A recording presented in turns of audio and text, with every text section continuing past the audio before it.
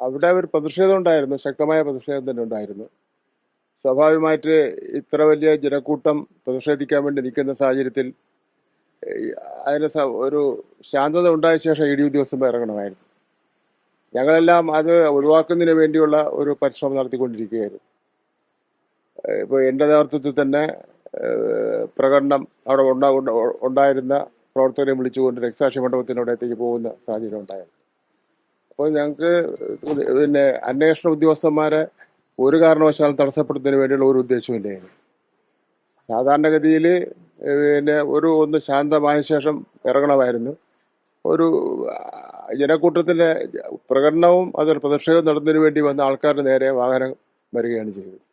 അങ്ങനെയാണ് സംഭവങ്ങൾ ഉണ്ടായത്. പോലീസിന് ഇതിൽ ഇറക്കുന്നതിൽ വീഴ്ച സംഭവിച്ചു എന്ന് കരുതുന്നുണ്ടോ? പോലീസിന് വീഴ്ച സംഭവിച്ചു എന്ന് കരുതുന്നുണ്ടോ ഈ ഇറക്കും? അല്ല, അത് പോലീസാണല്ലോ ശ്രദ്ധിക്കേണ്ടത്. അവരെ അവിടുത്തെ അന്തരീക്ഷം എന്താണെന്ന് നോക്കിക്കൊണ്ട് അവരെ ഇ ഡി ഉദ്യോഗസ്ഥന്മാരെ പുറത്തിറക്കേണ്ട ഉത്തരവാദിത്തം വഹിക്കേണ്ടത് പോലീസാണ്.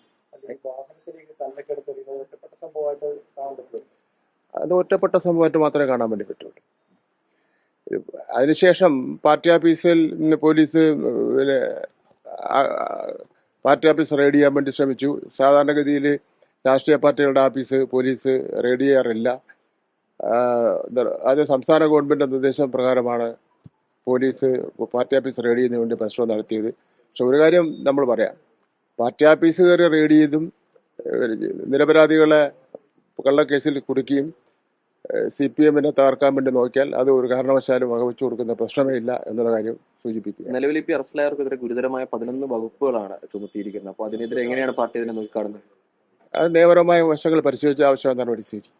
ഇന്റലിജൻസ് പരാജയമായിരുന്നു. അത് പോലീസിന് അത് പോലീസാണല്ലോ പറയണ്ടത്, ഞാനല്ലോ പറയാം. ശരി. അപ്പൊ അതായത് ഒരു കാര്യം കൂടി, അവിടെ ഉച്ചയ്ക്ക് ഈ പാർട്ടി നേതാക്കൾ നൽകിയ വാക്ക് പാലിക്കപ്പെട്ടില്ല എന്ന് പോലീസ് ഉച്ച സമയത്ത് അവിടുന്ന് നേതാക്കൾ ഒരു വാക്ക് കൊടുത്തിരുന്നു. അത് പാലിക്കപ്പെട്ടില്ല എന്ന് അവർ ആവർത്തിച്ച് പറയുന്നുണ്ടായിരുന്നു. അങ്ങനെ ഇല്ല, അങ്ങനെ ഒരു ധാരണ ഉണ്ടായിട്ടില്ല. അങ്ങനെ ധാരണ ഉണ്ടായെങ്കിൽ പ്രശ്നം ഉണ്ടാവുന്ന പ്രശ്നമില്ലല്ലോ. ഇല്ല, അങ്ങനെ ഒരു ധാരണ ഉണ്ടായിട്ടില്ല. ഇല്ല.